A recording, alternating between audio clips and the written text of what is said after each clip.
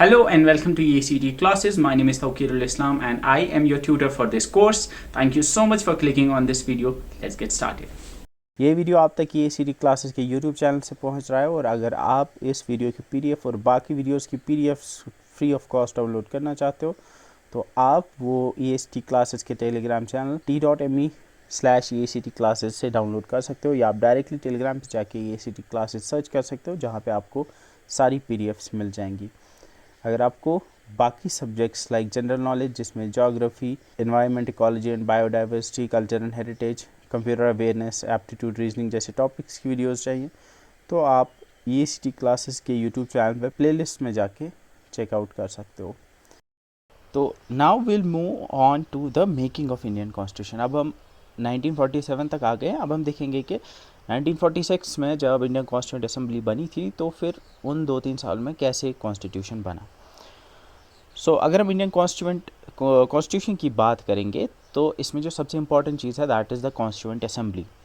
तो cabinet mission जो था, अगर आपको याद होगा जो मैंने बोला, जब कैबिनेट मिशन आया था तो उसने कॉन्स्टिट्यूंट असेंबली को बनाने की, उसको एस्टैब्लिश करने की बात की थी एंड उस कॉन्स्टिट्यूंट असेंबली का काम था to frame the constitution of India. ठीक है, अब जो कॉन्स्टिट्यूंट असेंबली थी उसके मेंबर्स को इलेक्ट किया गया बाय प्रोविंशियल लेजिस्लेटिव असेंबलीज। जैसे मैंने आपको बोला कि देयर वर प्रोविंसेस उस टाइम पे और प्रिंसली स्टेट्स थे। अब जो प्रोविंसेस थे, प्रोविंसेस के अंदर लेजिस्लेटिव असेंबलीज थी, जिस तरह से आज की स्टेट्स के अंदर लेजिस्लेटिव असेंबलीज होती हैं। तो उन लेजिस्लेटिव असेंबलीज़ के जो मेंबर्स थे, उन लेजिस्लेटिव असेंबलीज़ के जो आप मान सकते हो MLAs जिनको आप कहते हैं मेंबर्स थे, उन्होंने ही कॉन्स्टिट्यूंट असेंबली के मेंबर्स को इलेक्ट किया था। हर प्रोविंस या आप मान सकते हो ईच स्टेट जो उस टाइम पे प्रिंसली स्टेट इंडिया की जो थी, उसको अलॉट किए गए seats in proportion to its population.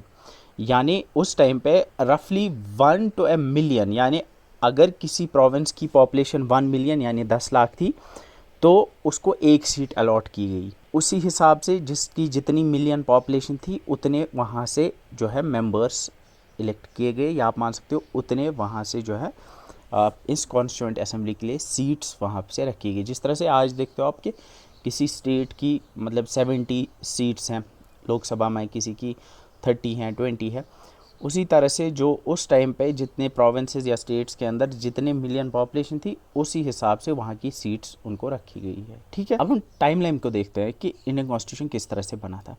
सबसे पहले कॉन्स्टिट्यूंट असेंबली बनी 9 दिसंबर 1946 को। कॉन्स्टिट्यूंट असेंबली जब बनाई गई, जैसे मैंने बोला कि कॉन्स्टिट्यूंट असेंबली के मेंबर्स को इलेक्ट किया किन्होंने, जो प्रोविंशियल लेजिस्लेटिव असेंबलीज के मेंबर्स थे उन्होंने इलेक्ट किया कॉन्स्टिट्यूंट असेंबली के मेंबर्स को, उन्होंने ही वोट किया एंड फिर ये कॉन्स्टिट्यूंट असेंबली बनी 9 दिसंबर 1946 को। एंड मुस्लिम लीग ने जब पहली मीटिंग उसकी हुई थी उसने इसको बाइकआउट किया था क्योंकि मुस्लिम लीग की डिमांड थी कि उनको एक सेपरेट स्टेट चाहिए था। ठीक है, 9 दिसंबर को ये बनी। 11 दिसंबर 1946 को पहले तो टेम्परेरी प्रेसिडेंट जो थे, मतलब सबसे पहले जब द फर्स्ट मीटिंग आप मान सकते हो जब हुई तो टेम्परेरी प्रेसिडेंट बनाया गया डॉक्टर सचिनंदा सिन्हा को। ये ओल्डेस्ट मेंबर थे वहाँ पे, इसलिए उनको रखा गया एज टेम्परेरी प्रेसिडेंट। लेकिन फिर बाद में प्रेसिडेंट अपॉइंट किया गया राजेंद्र प्रसाद को।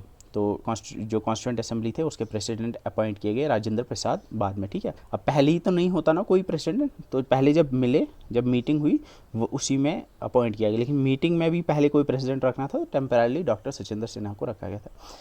उसके बाद वाइस चेयरमैन जो थे वो थे हरिंदर कुमार मुखर्जी, HC मुखर्जी जो मैंने अभी बोला, VT Krishna Kumari and constitutional legal adviser, ये बहुत पूछते हैं, कॉन्स्टिट्यूशनल लीगल एडवाइज़र जो थे वो BN राव थे।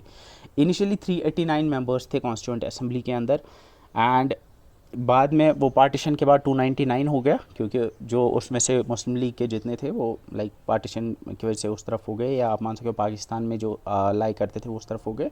एंड इसमें से 292 जो थे वो प्रोविंसेस से थे and 292 are from government provinces and 4 from chief commander provinces and 93 जो थे उसमें से वो प्रिंसली स्टेट से थे। ठीक है, ये थी 11 दिसंबर की बात। एंड 13 दिसंबर 1946 को ऑब्जेक्टिव रेजोल्यूशन पास किया जाता है बाय जवाहरलाल नेहरू। ये बहुत पूछा जाता है, ऑब्जेक्टिव रेजोल्यूशन किसने पास किया था और प्रेजेंट किया था। It was presented by Jawaharlal Nehru. कब किया था? 13 दिसंबर 1946 को। एंड ये ऑब्जेक्टिव रेजोल्यूशन जो था it laid down the underlying principles of constitution, यानी हमारा कॉन्स्टिट्यूशन क्या होना चाहिए, उसके क्या मतलब फंडामेंटल प्रिंसिपल्स होने चाहिए, वो इस ऑब्जेक्टिव रेजोल्यूशन में थे। एंड यही ऑब्जेक्टिव रेजोल्यूशन बाद में आप जो कॉन्स्टिट्यूशन का प्रीएम्बल है वो प्रीएम्बल बना, ठीक है, ये आपको याद रखना है। 13 दिसंबर 1946 objective resolution presented by Jawaharlal Nehru, ये बहुत इंपॉर्टेंट है।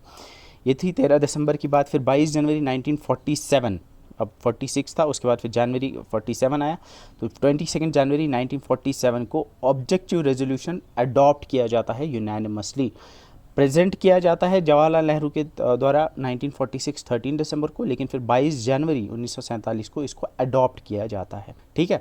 तो अगर आपको पता होगा आज भी लाइक प्रोसीजर जो होता है किसी चीज़ को, पहले कोई प्रेजेंट करता है कोई मेंबर, और फिर उसके ऊपर बहस होती है और फिर उसके ऊपर अडॉप्ट किया जाता है, तो कुछ टाइम इसमें लगता है, ठीक है। 22 जुलाई 1947 को नेशनल फ्लैग अडॉप्ट किया जाता है, ये भी आपको याद रखना है। एंड 15 अगस्त 1947 को इंडिया अचीव करता है independence, and India is split into the dominion of India and dominion of Pakistan, अलग अलग डोमिनियन। और फिर डोमिनियन ये रहते हैं जब तक कि कॉन्स्टिट्यूशन लागू नहीं होता, जो हमने देखा 26 जनवरी 1950 तक ये डोमिनियन रहते हैं, यानी ये दे आर सेमी इंडिपेंडेंट तब तक, इंडिया तब तक सेमी इंडिपेंडेंट रहता है जब तक कि कॉन्स्टिट्यूशन लागू नहीं होता है, ठीक है। डोमिनियन का मैंने बोला था कि सेमी इंडिपेंडेंट जहाँ पे रूल्स या लॉज खुद बनाते हैं, लेकिन जो कंट्री है जो डोमिनियन है वो मानता है किंग या जो ब्रिटेन की जो रानी होगी या मोनार्क होगा उसको हेड ऑफ द स्टेट सिटिल मानता है, ठीक है। फिर 29 अगस्त यानी 15 अगस्त के बाद 29 अगस्त 1947 को ड्राफ्टिंग कमेटी अपॉइंट की जाती है, और मैंने जो अभी आपको बोला डॉक्टर BR अम्बेडकर जो है उनको अपॉइंट किया जाता है as the chairman of the drafting committee. Drafting committee में 6 और मेंबर्स होते हैं, जिसमें KM मुंशी, मोहम्मद सादुल्ला, अलादी कृष्ण, जिनको AK अय्यर भी कहते हैं या कृष्ण स्वामी अय्यर, गोपाल स्वामी अयंगर, N माधवा राव जो BL मित्तल को रिप्लेस कर देते हैं ड्यू टू, जो रिज़ाइन करते हैं due to ill health, and TT Krishnamachari जो कि रिप्लेस करते हैं DP खेतान को, जो 1948 में जिनकी डेथ हो जाती है। तो अगर पूछा जाए ड्राफ्टिंग कमेटी में कितने मेंबर्स थे, टोटल 7 मेंबर्स थे, जिसमें डॉक्टर BR अम्बेडकर जो थे चेयरमैन थे, ठीक है। 26 नवंबर 1947 कॉन्स्टिट्यूशन ऑफ इंडिया को पास किया जाता है एंड अडॉप्ट किया जाता है बाय द कॉन्स्टिट्यूएंट असेंबली, जो मैंने आपको बोला। और फिर 24 जनवरी 1950 को लास्ट मीटिंग होती है कॉन्स्टिट्यूएंट असेंबली की, और उस दिन सारे साइन करते हैं, एक्सेप्ट करते हैं कॉन्स्टिट्यूशन ऑफ इंडिया को with 395 articles, 8 schedules and 22 parts. And फिर 26 जनवरी 1950 को constitution of India came into the force after 2 years 11 months and 18 days with an expenditure of almost 6.4 million rupees. Important वो नहीं है, इंपॉर्टेंट इसमें सबसे ज़्यादा जो है ड्राफ्टिंग कमेटी के चेयरमैन का नाम याद रखना है, 7 मेंबर थे। इसके अलावा आपको ये पूछा जाता है कि कॉन्स्टिट्यूशन ऑफ इंडिया कब अडॉप्ट किया गया, इसके अलावा कब इन्फोर्स हुआ, तो इन्फोर्स हुआ 26 जनवरी 1950। इसके बाद जो असेंबली या लोकसभा असेंबली का जो पहला सेशन था उसके पहले स्पीकर का नाम आपको याद रखना है, इट वाज GV मावलंकर और गणेश वासुदेव मावलंकर, ये भी पूछा जाता है, इस पर क्वेश्चन आ सकता है। Was the first speaker of Lok Sabha, ठीक है। ये जब कॉन्स्टिट्यूशन लागू हुआ, जब रिपब्लिक बना इंडिया, उसके बाद की ये बात है, ठीक है। तो इस तरह से हमने देखा कि किस तरह से टाइमलाइन पूरी आपने देखी कि किस तरह से कॉन्स्टिट्यूशन बना, beginning from the formation of the constituent assembly, उसके बाद फिर बाकी चीज़ें किस तरह से आई, ठीक है।